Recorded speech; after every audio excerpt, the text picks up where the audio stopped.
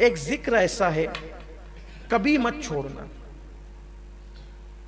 کتنی بھی مصروفیت ہو کبھی مت چھوڑنا، کبھی مت چھوڑنا۔ مولا کائنات کہتے ہیں کہ جنگ صفین میں مجھے اتنی مصروفیت تھی، بہت بھاگ دوڑ تھی جنگ صفین کے موقع پر، اس دن بھی میں نے اس ہما ہمی میں بھی یہ ذکر نہیں چھوڑا۔ وہ ذکر ہے 33 مرتبہ سبحان اللہ، 33 مرتبہ الحمدللہ، 34 مرتبہ اللہ اکبر۔ اس کو کہتے ہیں تسبیح فاطمہ۔ اس کے بارے میں روایت میں آتا ہے کہ جو اس ذکر کو پڑھتا ہے دنیا میں اس کے کوئی کام میں اس کو ناکامی نہیں ہوگی، ادھر مرے گا ایک قدم اس کا دنیا سے اٹھے گا، ادھر مرے گا ادھر دخول جنت کی سعادت نصیب ہو جائے گی،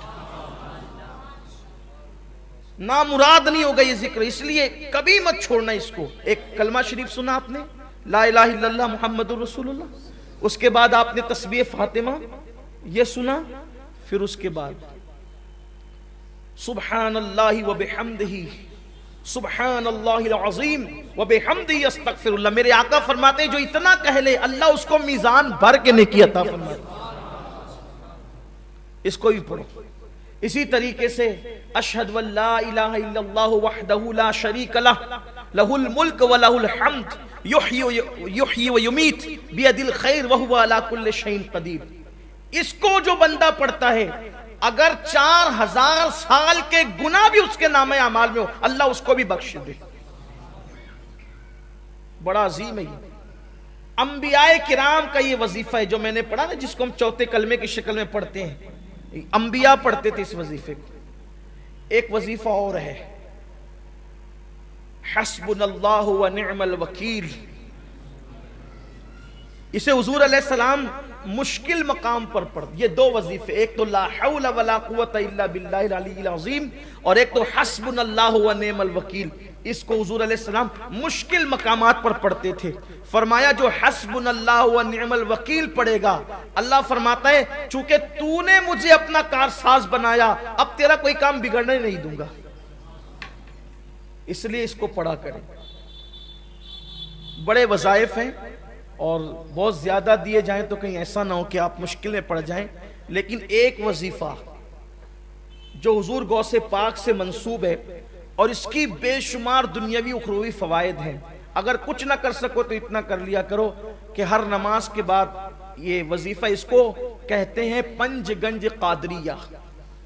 پنج گنج قادریہ یہ ہے کہ فجر کی نماز کے بعد اول آخر 3 بار درود شریف پڑھنا ہے اور بیچ میں 100 مرتبہ یا عزیز و یا اللہ، یا عزیز و یا اللہ۔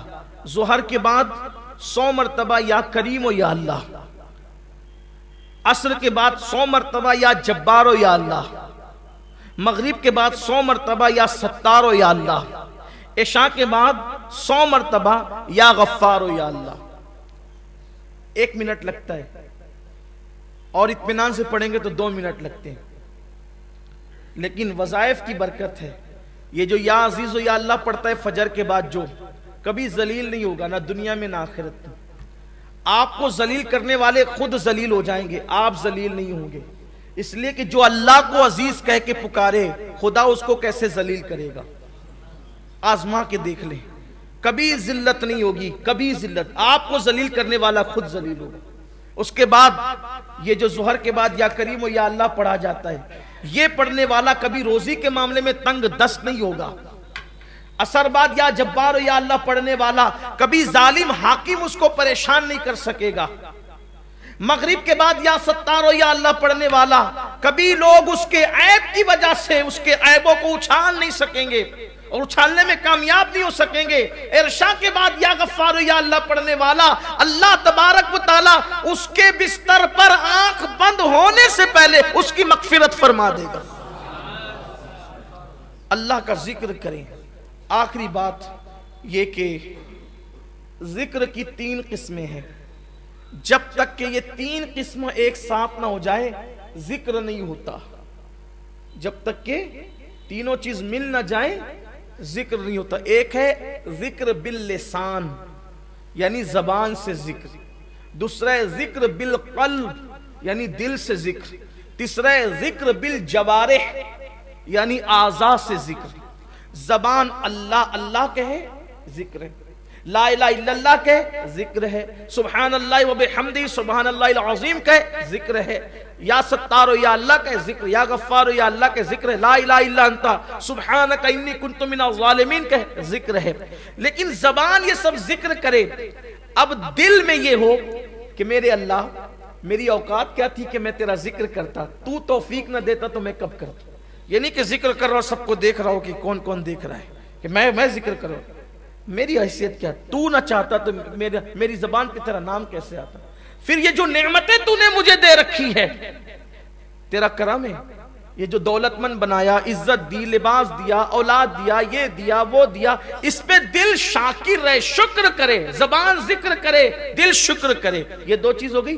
اور ذکر بالجوارح یعنی اپنے جسم سے اپنے اعضاء سے اللہ کی نافرمانی نہ ہونے پائے۔ جب یہ تینوں ایک ساتھ ہو جاتے ہیں کہ اعضاء گناہ سے بچے، دل شکر کرے، زبان ذکر کرے، تو اس کو کہتے ہیں ذاکر، یعنی یہ ہے ذکر کرنے والا۔ تو یہ زمین پر خدا کا ذکر کرتا ہے، آسمان کی بلندیوں پہ خدا اس کا ذکر کرتا ہے، شرق غرب میں پھر اس کے چرچے ہونے لگتے ہیں۔ تو میرے آقا علیہ السلام سے انہوں نے پوچھا، آقا اس عرابی نے کہ یا رسول اللہ میں مقام خاص چاہتا ہوں اللہ کی بارگاہ میں، تو کہا کہ ذکر کرنے والے بنو۔ اللہ تعالی ہم سب کو توفیق عطا فرمائے۔